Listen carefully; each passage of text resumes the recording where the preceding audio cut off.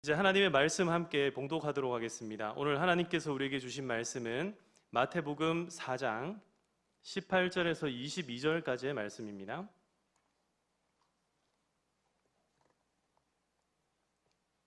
마태복음 4장 18절에서 22절까지의 말씀, 저와 여러분들이 한 절씩 교독하여서 읽도록 하겠습니다. 갈릴리 해변에 다니시다가 두 형제 곧 베드로라 하는 시몬과 그의 형제 안드레가 바다에 그물 던지는 것을 보시니 그들은 어부라.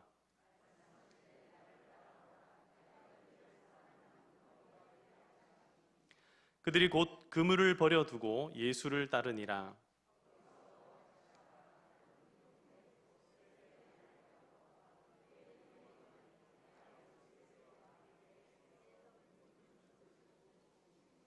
함께 읽겠습니다. 그들이 곧 배와 아버지를 버려두고 예수를 따르니라. 아멘. 할렐루야. 오늘 이 밤 가운데 하나님의 큰 은혜가 있기를 간절히 소망합니다. 지금 우리나라는 폭우와 폭염으로 가득 차 있는 것 같습니다. 비가 오거나 엄청 덥거나 지금 이런 상황들이 계속 반복되는데, 오늘 성령의 충만한 은혜가 우리에게 단비로 와지기를 바랍니다. 또한 그 뜨거운 폭염이 우리에게는 성령의 아주 뜨거운 역사가 되어 우리에게 일어날 수 있기를 주님의 이름으로 축복합니다. 우리 옆에 계신 분들과 함께 인사하시겠습니다. 잘 오셨습니다. 반갑습니다. 네, 이 무더위를 잘 이겨내라는 의미에서 한번 화이팅 한번 하시겠습니다. 옆에 있는 분들하고 화이팅. 네, 화이팅입니다. 네, 잘 이겨낼 수 있기를 바랍니다. 제가 오늘 설교 제목을 사도 요한 1이라고 정했습니다. 이건 어떤 의미냐면 앞으로 사도 요한에 대해서 함께 살펴보겠다라는 저의 의지입니다. 제가 사도 요한에 대한 어떤 연구가 완전히 다 종료가 되었거나 끝이 났거나 그런 건 아니고, 제가 개인적으로 사도 요한이라는 사람에게 굉장한 흥미를 느꼈고, 하나님께서 이 요한이라는 사람을 통해서 많은 역사들을 우리에게 은혜롭게 알려주시기 때문에 이걸 함께 우리 성도님들과 함께 나누면 좋겠다 싶어서 이렇게 말씀을 나누게 됐습니다. 앞으로 사도 요한 1 다음에 이제 뭐가 될까요?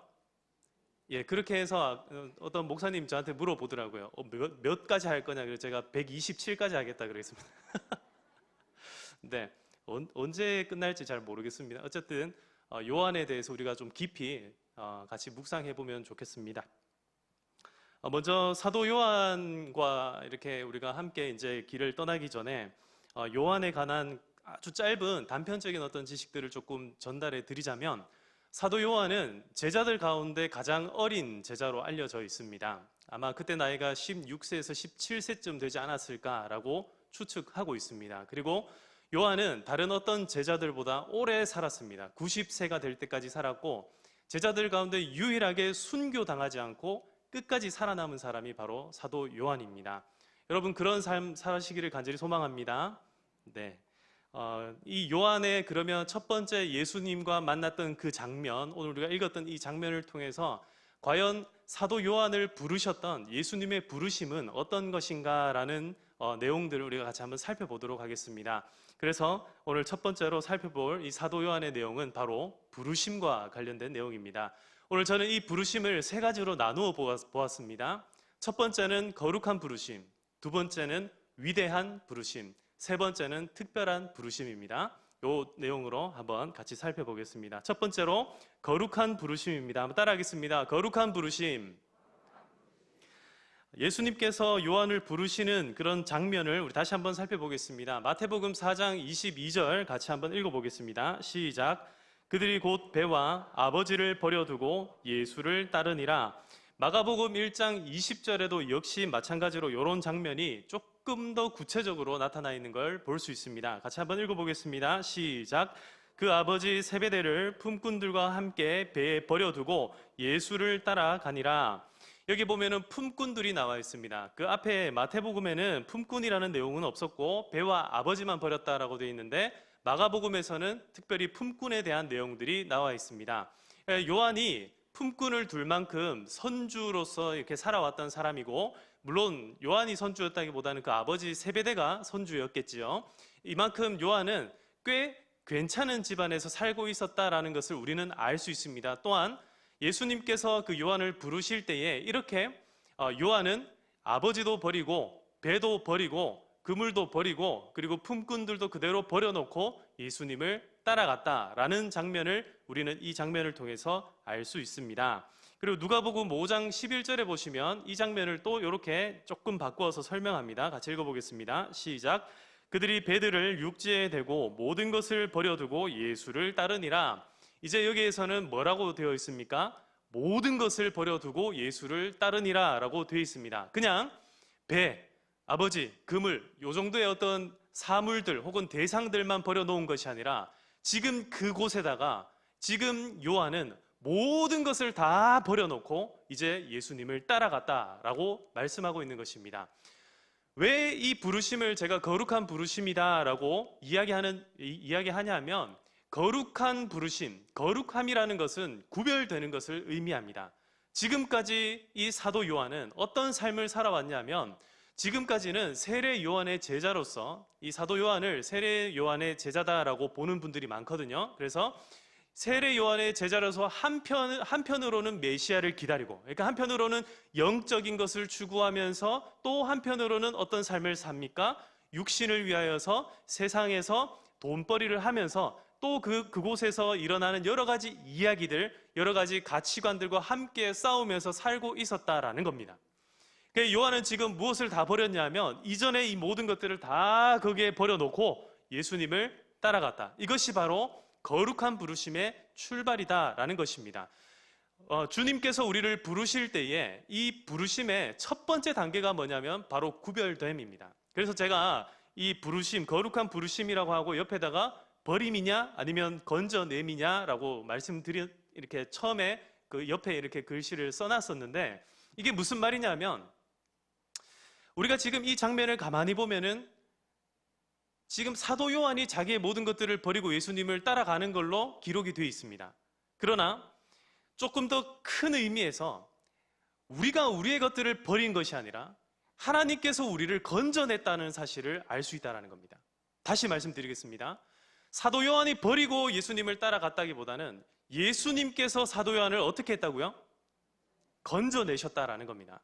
자, 그러면 구약에 나타난 다른 거룩한 부르심들은 어떤 것이 있는가? 여러분들 잘 아시는 아브라함이 있습니다. 아브라함 이 창세기 12장 1절 보시면요. 너는 너의 고향 친척과 아버지의 집을 떠나 내가 내게 보여줄 땅으로 가라 라고 되어 있습니다. 처음 아브라함이 이 땅을 떠날 때에 아브라함이 자기가 원해서 떠났습니까? 하나님이 시켜서 떠났습니까? 하나님이 시켜서 떠나고 있더라라는 겁니다. 지금 아브라함이 그렇게 시간들을 보낸 이후에 아들 독자 이삭을 낳습니다. 어쩌면 아브라함은 자신의 평생에 해야 될 일들을 이제는 완수했다라고 생각할 수 있습니다. 왜냐하면 가나안 땅에 왔고요. 그 다음에 거룩한 씨앗인 이 이삭을 낳았기 때문에 나는 완수했다라고 생각할 수 있습니다. 그러나 하나님께서는 또다시 거룩한 부르심을 합니다. 그게 뭐냐면 22장에 나오는 창세기 22장 12절을 보시면 사자가 이르시되 그 아이에게 내 손을 대지 말라 그에게 아무 일도 하지 말라 내가 내 아들 독자까지도 내게 아끼지 아니하였으니 내가 이제야 내가 하나님을 경외하는 줄 아노라. 하나님께서 아브라함에게 가장 소중한 것인 이삭을 바치라고 말씀합니다. 이게 무슨 말이냐면 마치 사도 요한이 자기의 배와 그물과 아버지를 버려놓고 예수님을 따라갔던 것처럼 아브라함에게는 무엇을 버리라고 하십니까? 이삭을 버려라고 하는 겁니다. 사랑하는 성도 여러분, 저와 여러분들에게 가장 소중한 것은 무엇입니까? 하나님께 따라가기에 가장 버리기 어려운 것들은 무엇입니까? 그러나 우리가 그것을 버리는 것에 어떤 중점이 있는 것이 아니라 하나님께서 그것으로부터 우리를 건져냈다는 것에 정말 중요한 의미가 있다는 걸 꼭 깨달으시기를 바랍니다. 하나님께서는 우리의 삶 가운데 내가 중요하다라고 생각하는 그 얽매이기 쉬운 것들로부터 우리를 건져내셨습니다. 이것이 바로 거룩한 부르심입니다. 한번 따라하겠습니다. 거룩한 부르심, 나를 부르심. 하나님께서 우리를 부르신 그 부르심은 바로 거룩한 부르심이었다라는 것입니다. 제가 지금 말씀드리는 이 부르심은 어떤 우리가 지금 이게 그 다음 단계의 부르심을 이야기하는 것이 아니라 굉장히 초기 단계의 부르심을 지금 말씀드리는 겁니다. 이 소명이라는 것을 어떤 책의 저자는 4가지 단계로 이렇게 구분을 하기도 합니다. 첫 번째는 그냥 울부짖는 단계. 두 번째는 그러니까 울부짖는 단계는 어떤 거냐면, 우리 보면 짐승이나 새끼들이 막 이렇게 울죠. 그러면 얘들이 배가 고프구나, 아니면 엄마를 찾는구나, 우리가 그렇게 알 수 있는 그런 부르짖음, 이런 부름, 이런 것들이 이제 콜링이라고 하는 이런 부름이 있고, 두 번째로는 이름을 지어주는 거. 우리 하나님께서 빛이라 하라, 땅이라 하라, 하늘이라 하라, 이렇게 명명하셨던 그런 부름이 있고요. 그 다음에 지금 거룩한 부르심은 이 세 번째 부름입니다. 이 거룩한 부름은 우리를 그리스도인으로 하나님께서 불러주신 것, 세상의 어둠 가운데 속했던 우리들을 이제 빛으로 우리를 인도해 내어주시는 그런 부르심을 의미하는 겁니다. 그리고 네 번째는 이제 회심의 단계에서 그냥 단순히 그리스도인으로 살아가는 것이 아니라 그들에게 특별한 사명을 주시는 그런 부르심이 또 있다라는 겁니다. 자, 지금 제가 다시 말씀드리는 것은 이 세 번째의 이 단순한 단계에서의 우리가 그리스도와 전혀 상관없는 삶을 살아가다가 그리스도인이 되어지는 그런 부르심의 단계가 바로 이 거룩한 부르심이다. 계속해서 제가 구약에 나타난 이 다른 거룩한 부르심을 소개해 드리겠습니다. 우리가 잘 알고 있는 야곱이나 요셉 같은 사람들도 거룩한 부르심을 받았습니다. 야곱은 엄마와 아빠와 함께 살아가고 있다가 에서로부터 위협을 당하자 도망가게 됩니다. 이 도망가는 것도 자기 자신이 살기 위해서 도망간 거였지만 결국은 하나님께서 어디로 부르셨냐면 베델로 부르셨습니다. 그리고 하늘 사다리가 왔다 갔다 하는 장면들을 보여주면서 내가 누구를 위해서 살아가야 되는지를 알게 하셨습니다. 하나님께서는 요셉도 부르셨습니다. 요셉을 그 형제들 가운데서 시기와 질투받는 형제들 가운데 살아가게 하는 것이 아니라 이 요셉을 불러내어 가지고 애굽의 총리가 되게 하는 이런 건져냄이 있더라는 겁니다. 누구보다 하나님께서 정말 강렬하게 불러내셨던 사람이 누구냐면 모세입니다. 여러분, 모세의 이름의 뜻이 무엇입니까? 건져내다라는 뜻입니다. 이 모세의 이름의 뜻이 바로 거룩함의 의미입니다. 하나님께서는 모세를 불러내셨고, 모세를 이스라엘 백성들 가운데서 불러내어 가지고 어디로 양자를 삼습니까? 애굽의 공주의 왕자가 되게끔 만듭니다. 그랬던 이 모세가 민족을 구원하고자 하는 그 마음 열망으로 확 사로잡혔을 때 다시 또 어떻게 됩니까? 광야로 하나님께서 불러내셨습니다. 광야에서 그냥 털을 닫고 살려고 했던 이 모세를 또 하나님은 어떻게 하십니까? 민족을 불러내기 위하여서 다시 애굽으로 가게 하시고, 이제는 이 민족들을 다시 어디로 불러주십니까? 광야로, 가나안으로 이동하여서 하나님께서 거룩한 부르심들을 개인적인 부르심에서 민족적인 부르심으로 확대시켜 나가는 장면들을 우리는 모세를 통해서 볼 수 있다라는 것입니다. 그러면은 이렇게 거룩한 부르심을 할 때에 모든 사람들이 그 거룩한 부르심에 마땅히 응대를 하는가? 그렇지 않다라는 것을 또 알 수 있습니다. 부자 청년 관원의 이 예를 통해서 우리는 알 수 있습니다. 마태복음 19장 21절과 22절 말씀 가운데 보시면 예수님께서 이 부자 청년이었던 이 관원을 예수님께서 참 잘했다라고 칭찬하면서, 너무너무 십계명에 대해서 잘 알고 있고 그걸 잘 지켜왔다고 하니까 막 칭찬하면서 이렇게 말씀합니다. 예수께서 이르시되 네가 온전하고자 할진대 가서 내 소유를 팔아 가난한 자들에게 주라. 그리하면 하늘에서 보화가 내게 있으리라. 그리고 와서 나를 뭐하라라고 말씀하십니까? 따르라라고 하십니다. 이제 이게 어떤 부르심인지 아시겠죠? 이게 거룩한 부르심입니다.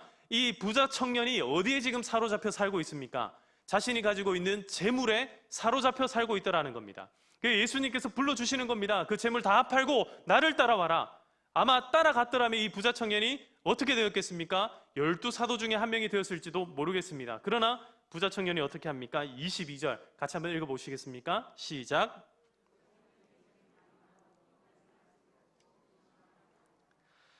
이 부르심에 대한 베드로는 이렇게 이해를 하고 있습니다. 베드로전서 2장 9절 말씀 같이 보시면요, 그러나 너희는 택하신 족속이요 왕 같은 제사장들이요 거룩한 나라요 그의 소유된 백성이니 이는 너희를 어두운 데서 불러내어 그의 기이한 빛으로 들어가게 하신 이의 아름다운 덕을 선포하게 하려 하심이라. 어떤 나라라고 말씀합니까? 거룩한 나라라고 말씀하고 있습니다. 기이한 빛으로 들어가는 것, 우리가 예수님의 부름을 받아서 우리 주변에 어떤 누군가로부터 전도를 받아서 혹은 우리 부모님께서 예수님을 믿었기 때문에 내가 예수님을 믿게 된 것은 하나님께서 우리를 거룩한 부르심으로 우리를 불러주셨다는 것을 우리는 꼭 기억해야 된다라는 것입니다. 우리 그냥 지나치다가 예수님께서 그냥 갑자기 보고는 너 내 사람이 되면 좋겠다, 나를 따라오너라, 이게 아니라는 겁니다. 예수님께서는 우리의 상황과 우리의 형편과 우리의 처지를 너무너무 잘 아시고 우리에게 가장 맞는 그 적합한 상황을 통하여서 우리를 불러주셨는데 그 불러주신 곳이 어떤 곳이라는 겁니까? 거룩한 곳이다라는 겁니다. 사랑하는 성도 여러분, 오늘 이 거룩한 부르심이 우리의 부르심임을 꼭 다시 한 번 더 되새길 수 있는 귀한 시간 될 수 있기를 바랍니다. 이 거룩한 부르심에 대해서 그러면 요한, 오늘 주인공인 이 사도 요한은 어떻게 생각을 하고 있는가? 요한복음 1장 9절에서 13절까지의 말씀 제가 읽어드리겠습니다. 참빛 곧 세상에 와서 각 사람에게 비추는 빛이 있었나니 그가 세상에 계셨으며 세상은 그로 말미암아 지은 바 되었으되 세상이 그를 알지 못하였고 자기 땅에 오매 자기 백성이 영접하지 아니하였으나 12절 같이 읽겠습니다. 영접하는 자 곧 그 이름을 믿는 자들에게는 하나님의 자녀가 되는 권세를 주셨으니 이는 혈통으로나 육정으로나 사람의 뜻으로 나지 아니하고 오직 하나님께로부터 난 자들이니라. 여기 보면 영접하는 자가 하나님의 자녀가 된다고 했는데 그 자녀들이 사실은 어디에서부터 난 사람이라고 이야기하고 있습니까? 하나님으로부터 난 자들이다라고 이야기하고 있습니다.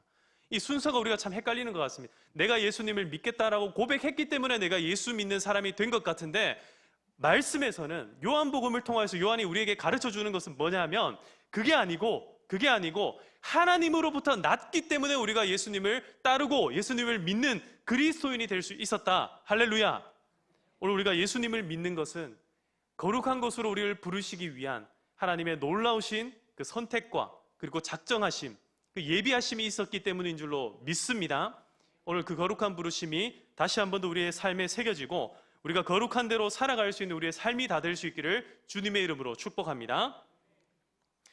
두 번째로 이 사도 요한의 이 장면들을 통하여서 어떤 부르심을 볼 수 있냐면 바로 위대한 부르심을 볼 수 있습니다. 한번 따라하겠습니다. 위대한 부르심. 자, 옆에 보면 어부이냐 제자이냐라고 되어 있는데요. 과연 예수님께서 이 사도 요한을 어떻게 부르셨기 때문에 제가 지금 이 위대한 부르심이다라고 이야기하는지 한번 같이 다시 보겠습니다. 마태복음 4장 19절 다시 한번 보겠습니다. 같이 한번 읽어보시겠습니다. 시작. 나를 따라오라. 내가 너희를 사람을 낚는 어부가 되게 하리라 하시니.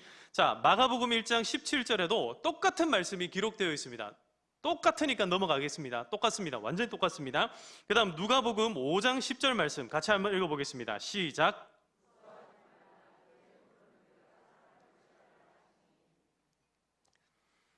왜 예수님께서 요한이라는 사람을 부르셨는데 이게 왜 위대한 부르심이 될 수 있었는가? 제가 이 설교를 준비하면서 여러 설교들을 듣다가 굉장히 놀라운 사실을 한 가지 알게 되었습니다. 요새 우리가 새벽마다 읽고 있는 우리 큐티 본문, 우리 새벽마다 말씀 듣는 본문이 예레미야 말씀이죠. 이 예레미야 말씀 가운데 예레미야 16장 16절에 보면은 이런 말씀이 나옵니다. 같이 한번 읽어보시겠습니다. 시작. 보라, 내가 많은 어부들을 불러다가 그들을 낚게 하며. 지금 보면은 하나님께서 이 어부들을 불러다가 그들을 낚게 하겠다 합니다. 이 문맥적인 의미를 말씀드리면 예레미야 선지자는 이미 망한 북이스라엘이 아니라 이제 곧 멸망당할 남유다를 향하여서 메시지를 선포합니다. 이 심판의 메시지입니다. 너희들이 망하게 될 거다. 그러나 그들 가운데 남는 자들이 생길 건데 그러면 그 남는 자들은 어떻게 되는가? 그들도 역시 심판을 할 것이다 라는 의미에서 이 어부와 그리고 사냥꾼들을 통하여서 그 남아있는 자들도 다 찾아내고 다 낚아가지고 결국 심판할 것이다. 이 이야기를 하고 있습니다. 그러면 지금 이 어부는 어떤 사람입니까? 며칠 전에 그 기사를 보니까 보이스피싱 당한 사람의 기사가 나왔습니다. 보이스피싱을 당했는데 얼마를 당했냐면 26억. 그것도 어떻게 당했냐면 보이스피싱 하는 사람이 자기 집으로 와서 하루에 2억씩 13일 동안 그걸 줬다라는 겁니다. 이야, 네, 그렇게 당할 돈이 없어서 감사한 것 같습니다. 우리가 이 어부를 제자로 삼았다라는 이 문구에서 우리가 오해하는 부분들이 있습니다. 그게 뭐냐면 어부는 왠지 가난하고, 아까 제가 가난하지 않다라고 서두에 말씀드렸죠. 왠지 가난하고, 왠지 어부 이렇게 물고기 낚으니까 물고기에서 뭐가 나죠? 비린내가 나죠. 비린내가 날 것 같고, 그러니까 왠지 공부할 시간이 없어서 무식할 것 같고, 우리가 이렇게 오해하기가 쉽습니다.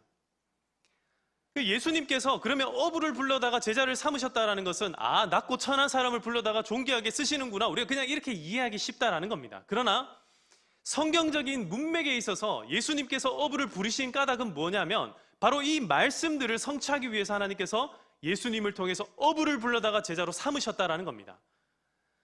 왜 하필 제자들 가운데 첫 번째 제자, 두 번째, 세 번째, 네 번째 이 네 명의 제자들을 어부 가운데 불러셨는가?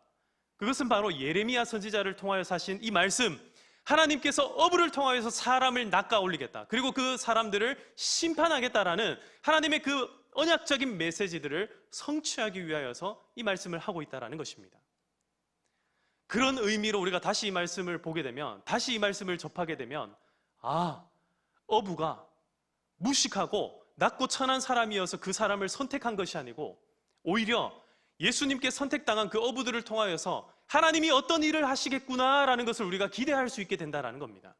이제 그럼 이 어부들을 통하여서 예수님은 어떤 일을 하시겠습니까? 바로 심판자로 이 어부들을 쓰실 것이다라는 겁니다. 그러면은 이 어부들은 보이스피싱 하듯이 사람을 낚는 것, 사람을 우리가 낚는 것을 잘못 사용을 합니다. 그 사람 낚았다 하면 어떻게 쓰는 단어입니까? 마치 속이고, 그죠? 꼬신다라는 것처럼 우리가 오해할 때가 있습니다. 그래서 우리가 전도할 때에 우리가 잘못된 마음 가운데 하나가 뭐냐 하면 그 사람의 마음을 꼬드겨서 뭔가 교회에 데리고 나와야 될 것처럼 우리가 오해할 때가 있다는 겁니다. 이 제자들을 보십시오. 이들은 어부입니다. 그들에게 사람 낚는 어부가 될 것이다 라고 예수님께서 말씀하시면서 그들의 정체성을 이제는 고기 낚는 어부가 아니라 사람 낚는 어부로 삼는데, 성경에서, 구약에서 사람 낚는 이 어부가 어떤 역할을 한다 합니까? 사람을 속이는 역할입니까? 아닙니다. 사람을 심판하는 역할입니다.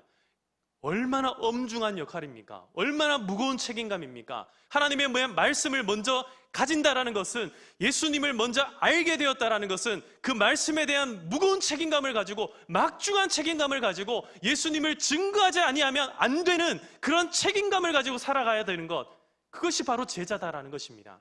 그래서 이 부르심은 위대한 부르심인 줄로 믿습니다. 예수님께서 우리를 제자로 불러주신 것, 예수님을 우리로 그리스도인을 되게 하신 것, 이것은 위대한 부르심입니다.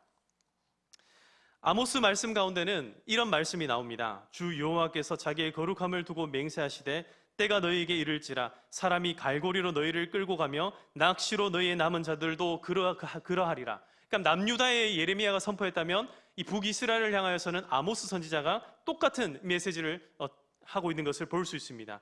그리고 예수님께서는 이 제자들을 가벼이 여기지 않으셨다라는 것을 어디서 알 수 있냐면 마태복음 16장 19절 같이 한번 읽어보겠습니다. 시작. 내가 천국 열쇠를 내게 주리니 내가 땅에서 무엇이든지 매면 하늘에서도 매일 것이요 내가 땅에서 무엇이든지 풀면 하늘에서도 풀리리라 하시고. 보십시오. 이건 어부의 역할입니까? 심판자의 역할입니까? 재판관의 역할입니다. 구속, 징역 하면은 끝장나는 겁니다. 그러나 자유 외치면은 이 사람은 자유가 되는 겁니다. 이 역할을 지금 이 어부인 제자들에게 맡기셨다라는 겁니다. 요한계시록 4장 10절에 보면 예수님께서, 이 사도 요한이 나중에 계시록을 이제 쓰는 장면이 나오는데 하늘에 어떤 사람들이 있냐면 24장로가 나오는 것을 보여줍니다. 그 24장로가 누구를 의미합니까? 12명은 구약의 12지파를 의미하고 그 다음에 12명은 이 신약의 12사도들을 의미합니다. 이 사도들을 예수님께서 어느 정도로 표현하는가? 여기 보시면 4장 10절 한번 보시겠습니다. 제가 읽어드리겠습니다. 24장로들이 보좌에 앉으신 이 앞에 엎드려 세세토록 살아계시는 이에게 경배하고 자기 관을 보좌 앞에 드리며 이르되, 자기 관을 드린다라고 말씀하고 있습니다. 누가 관이 있는 사람들입니까? 왕인 사람들이 관이 있습니다. 무언가 능력이 있는 사람, 뭔가 권력이 있는 사람에게 관이 있지, 그렇지 않은 사람에게는 관이 없습니다. 지금 자기의 제자들을 그 정도로, 그런 사도들을 그렇게 여기고 있다는 것입니다. 요한계시록 5장 9절에 보면 이 사도들을 불러내고 자기의 이 제자들, 이 그리스도를 믿고 있는 그리스도인들을 불러내신 명확한 이유들을 다시 한 번 더 설명하고 있습니다. 요한계시록 5장 9절에서 10절 우리 같이 한번 읽어보도록 하겠습니다. 시작. 그들이 새 노래를 불러 이르되 두루마리를 가지시고 그 인봉을 떼기에 합당하시도다. 일찍이 죽임을 당하사 각 족속과 방언과 백성과 나라 가운데서 사람들을 피로 사서 하나님께 드리시고 그들로 우리 하나님 앞에서 나라와 제사장들을 삼으셨으니 그들이 땅에서 왕노릇 하리로다 하더라. 아멘. 할렐루야. 저와 여러분들을 뭐를 삼기 위해서 지금 이 땅 가운데 부르셨다고요? 왕과 제사장 노릇을 하게끔 하기 위해서. 왕노릇 하는 사람들이 바로 누구라는 겁니까? 그리스도인이다라는 겁니다. 그래서 요한계시록을 가만히 살펴보면 이 교회는 전투하는 교회라서 늘 이 악한 대적과 싸웁니다. 그런데 싸우는데 핍박당하고 순교하는 사람들이 있을지언정 지지 않습니다. 그리고 나중에 어떤 역할을 하게 되냐면 끝까지 예수님을 믿지 않고 끝까지 하나님을 향해서 대적하던 이들을 똑같이 예수님과 함께 심판하는 사람들로서 그리스도인들이 나오더라라는 겁니다. 사랑하는 성도 여러분, 세상을 향하여서 좀 더 담대해지시기를 간절히 소망합니다. 하나님은 우리를 부르실 때에 찌질하고 낮고 천하고 비천한 이에서 그냥 단순히 존귀한 사람으로 바꿔주신 것이 아니라 우리에게 엄중한 책임을 물을 수 있는 그런 놀라운 권력들을, 놀라운 권세들을 우리에게 맡기셨다는 것. 바로 그 언약적인 성취를 위해서 불러주신 것이 바로 이 요한을 불러주셨다는 것입니다. 이런 위대한 부르심이 저와 여러분들에게도 있다는 것을 꼭 믿으시기를 주님의 이름으로 축복합니다. 이제 세 번째 특별한 부르심에 대하여서 알아보겠습니다. 한번 따라하겠습니다. 특별한 부르심. 앞에 두 가지 부르심 기억나십니까? 첫 번째가 뭐였죠? 거룩한 부르심. 그리고 두 번째는 위대한 부르심. 이제 세 번째는 특별한 부르심입니다. 거룩한 부르심이 일반적인 부르심, 각 개인을 어두운 데서 밝은 데로, 그리고 악한 데서 선한 데로, 안티 그리스도인에서 그리스도인이 되게 하신 그것이 바로 구별해내신 것이 거룩한 부르심이라면, 위대한 부르심은 거룩한 자로 불러내신 하나님께서 이제 언약적인 성취들을 어디에서 어디로 이어가는가, 그런 거시적인 장면들을 보여주고 있고, 이제 제가 마지막 말씀드리는 이 특별한 부르심은 하나님께서 각 개인들을 불러주시는 아주 한 사람 한 사람의 그런 인생의 스토리들을 모아서 하나님의 히스토리를 만들어가는 과정들, 사도 요한의 이 특별함이 과연 어디에 있는가, 이것을 우리가 한번 살펴보겠다라는 것입니다. 자, 마태복음 4장 21절 한번 보시겠습니다. 같이 한번 읽어보겠습니다. 시작. 거기서 더 가시다가 다른 두 형제 곧 세베대 아들 야고보와 그의 형제 요한이 그의 아버지 세베대와 함께 배에서 금을 깁는 것을 보시고 부르시니, 자, 이 장면이 어떤 장면이냐면 예수님께서 이미 앞서 베드로와 안드레를 불렀습니다. 베드로와 안드레가 형제입니다. 먼저 배가 잠길 뻔하고 막 그런 사건들 기억나시죠? 배가 잠길 뻔해서 예수님 저를 떠나가세요 막 베드로가 이러니까 예수님께서 괜찮다, 무서워하지 마라, 앞으로 네가 사람을 취하는 사람이 될 거다 막 이러면서 베드로와 안드레를 먼저 제자로 부르셨습니다. 그러고 난 뒤에 사도 요한과 그리고 그 형제였던 야고보를 부르시는데 그 모습이 지금 이렇게 나오고 있습니다. 굉장히 단순하게 나오고 있습니다. 저는 그래서 이 장면을 보면서 베드로를 좀 더 귀하게 여기셨나 이런 생각도 해보았지만, 그러나 여기에서 정말 사도 요한의 특별함이 나타난다는 것을 알 수 있습니다. 뭐냐면 이 요한은 예수님께서 부르실 때에 아주 쉽게 순종하여서 예수님을 따라가더라는 겁니다. 베드로는 한번 뻗댔습니다. 이 뻗대다는 단어 혹시 아십니까? 개곁. 뭐라 하죠, 이거를 표준어로? 하여튼 한 번에 이렇게 순종하지 않았습니다. 어떻게든 한번 견뎌보고, 아니요, 저는 아니요. 이렇게 했던 사람 또 있죠. 구약에 누굽니까? 모세. 하나님, 나는 아닙니다, 아닙니다, 아닙니다. 계속 하나님이 화날 정도로 아닙니다. 그런 사람이 베드로였다면 사도 요한은요, 따라와라 라는 한마디에 다 버려놓고 따라갑니다. 자, 마가복음 1장 19절도 한번 보시겠습니다. 얼마나 단순하게 예수님을 그냥 따라갔는지 한번 그걸 유념해서 마가복음 1장 19절 다시 읽어보겠습니다. 시작. 조금 더 가시다가 세베대의 아들 야고보와 그 형제 요한을 보시니 그들도 배에 있어 그물을 깁는데 곧 부르시니 어떻게 할까요? 따라갑니다.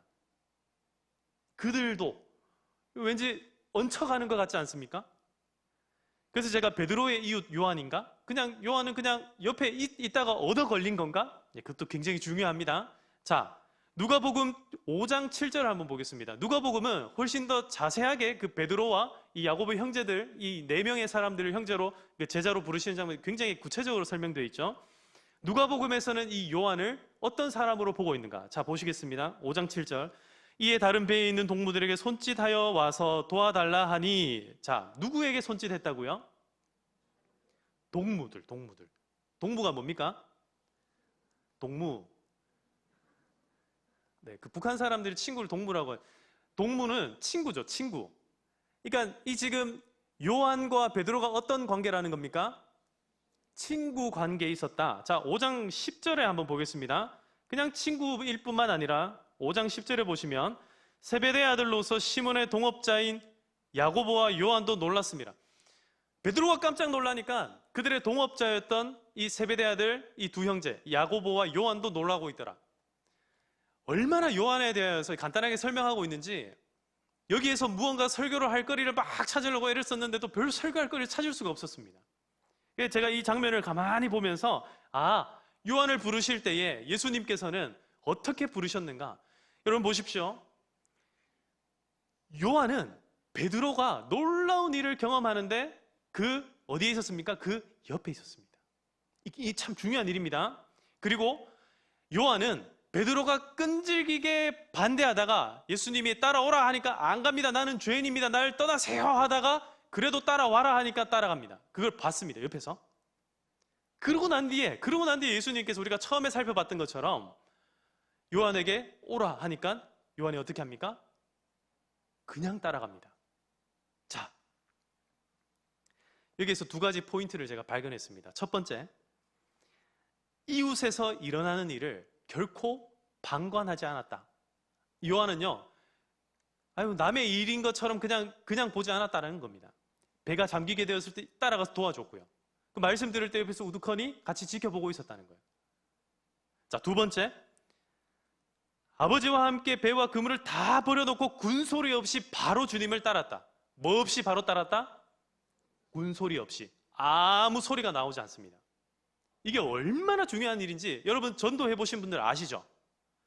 전도해 보면 어떤 사람들이 좋습니까? 안 갑니다 하는 사람이 좋습니까? 예 하고 따라오는 사람이 좋습니까? 말해 뭐합니까 그거? 그런데요, 예 하고 그냥 따라오는 그 사람들의 삶의 이 면에 보면, 내가 알지 못하는 그 사람의 삶의 이 면을 보면 거기에서 놀라운 역사들이 이미 일어났다는 것을 알 수 있다는 겁니다. 어떤 사람들은 죽을 경험을 해서 예수님을 믿습니다. 어떤 사람들은 사고를 당해서 예수님을 믿습니다. 어떤 사람들은 팔다리를 잃고 난 뒤에 예수님을 믿습니다. 어떤 사람들은 생명을 잃고 난 뒤에, 내가 가장 소중하게 생각하는 그 사람들을 잃고 난 뒤에 수많은 사람들의 기도가 쌓여서 겨우 예수님을 믿습니다. 10대, 20대 때 예수님을 믿는 것이 아니라 죽을 때가 다 돼서 마지막에 임종을 앞두고 예수님을 믿기도 합니다. 그러나 어떤 사람은, 사도 요한과 같은 사람은 군소리 없이 그 모든 것들을 간접적으로 다 경험하고 난 뒤에 군소리 없이, 뭐 없이요? 예수님을 따라갑니다. 사랑하는 성도 여러분, 그런 삶을 살아갈 수 있기를 주님의 이름으로 축복합니다. 이제 곧 있으면 저희 교회에서 9월 달에 무언가를 합니다. 뭘 할까요? 지금 알면서 일부러 말씀 안 하시는 겁니까? 9월 말에 중직자 선출을 합니다. 이 도대체 뭔 소리를 하려고 따라합시다. 군소리 없이 잘 따를 수 있기를 주님의 이름으로 축복합니다. 여러분, 이게 여러분들에게 시험거리가 되지 않기를 바랍니다. 어려움 당하고 힘들게 예수님을 믿는 분들이 있는가 하면, 그렇지 않고 그 모든 것들을 간접적으로 경험한 이후에 예수님을 편안하게 따르는 사람들도 있더라는 겁니다. 베드로는 십자가에 거꾸로 달려서 죽었습니다. 요한은 90세가 되어서 순교하지 않고 자기 제자들에게 둘러싸인 채로 평화롭게 죽었습니다. 저는 협박하는 게 아닙니다. 절대로 오해하지 마시기를 바랍니다. 이제 말씀을 맺고자 합니다. 제가 이 설교를 준비하면서 소명에 관한 그 책을, 아까 전에 제가 소명에 관한 막 4가지 이야기 말씀드리고 했는데, 책을 보다가 디트리히 본 회퍼라는 사람이 쓴 나는 누구인가라는 시를 읽게 되었습니다. 이 본 회퍼라는 사람은 나치 정권을 반대해서 열심히 반대 정치적인 어떤 테러리즘, 그러니까 그걸 뭐 테러라고 얘기하기 조금 어렵겠죠. 그러나 쉽게 얘기하면 그 히틀러를 죽이기 위해서 애썼던 목사입니다. 목사인데 그런 걸 앞장섰기 때문에 이 본회표를 이용해서 해방신학이라고 하는 그런 쪽에서 잘못 막 이렇게 이용하기도 했습니다. 그러나 이 본회퍼라는 사람이 나는 누구인가라는 시를 통하여서 소명이 무엇인지를 우리에게 알려주고 있습니다. 이 마지막 시를 제가 소개해드리고 마치겠습니다. 한번 보여주시겠습니까? 엄청 길죠. 저런 게 지금 4장이나 됩니다. 제가 간단하게만 소개해드리겠습니다. 처음에 보면 나는 누구인가? 그들은 종종 내게 말한다. 제가 2줄만 읽어드릴게요. 내가 감방에서 나올 때 모습은 마치 거대한 성에서 나오는 성주처럼 의연하고 유쾌하고 당당했다고. 이렇게 3번 나는 누구인가, 나는 누구인가, 나는 누구인가라고 얘기하면서 다른 사람이 나에 대해서 위대한 사람이다 라고 이야기하는 걸 보여줍니다. 다음 장 보여주세요. 정말 나는 그들이 말하는 바로 그 사람인가? 이 2번째 장면에서는 조금 바뀝니다. 자기 내면을 들여다보니 그렇지 않더라는 것을 고백합니다. 아니면 나는 내 스스로가 알고 있는 바로 그 사람에 불과한가? 약하고 불안하고 갈망하고 병든 나, 이런 사람임을 고백합니다. 자, 그 다음 장면 보여주세요. 마지막 장면 한번 보여주시겠습니까? 막 고민합니다. 그러면 나는 누구인가? 정말 사람들이 나에 대하여서 칭찬하는 그게 나인가? 아니면 내가 알고 있는 이런 찌질하고 연약하고 부족한 모습으로의 나가 정말 나인가? 이거에 대한 막 고민을 하다가 마지막에 뭐라고 얘기하냐면 제일 밑에서 하나, 둘, 3번째 줄, 나는 누구인가? 그들은 이런 고독한 질문들로 나를 조롱한다. 자, 오 하나님부터 우리 같이 한번 읽어볼까요? 시작. 오 하나님, 내가 누구이든 당신은 나를 아십니다. 당신이 아시듯 나는 당신의 것입니다. 소명을 제가 한마디로 오늘 다시 한번 더 정의를 드리자면, 소명이라는 것은 내가 나를 아는 것이 아니라 나를 알고 계신 하나님을 아는 것, 그것이 바로 소명입니다. 거룩한 부르심, 위대한 부르심, 특별한 부르심, 이 부르심이라는 것이 무엇이냐면 바로 내가 어떤 사람인지를 가장 잘 알고 있는 하나님의 부르심에 응답하는 삶. 오늘 이것을 우리에게 원하신다는 것을 꼭 깨달으시기를 바랍니다. 하나님은 정말 특별하게 각 사람마다 너무너무 재미있는 스토리를 통하여서 불러주셨습니다. 얼마나 다른지 모릅니다. 그러나 그런 각자 다른 부르심 가운데 동일하신 분이 바로 하나님입니다. 그 하나님께서 우리의 삶을 아셨기 때문에 우리의 삶에 가장 필요한 곳에서 가장 필요한 부르심으로, 가장 위대한 부르심으로 우리를 사용하시고 우리를 불러주실 줄로 믿습니다. 그러한 삶을 살아가실 수 있는 저와 우리 모든 성도님들 다 되기를 주님의 이름으로 축복합니다.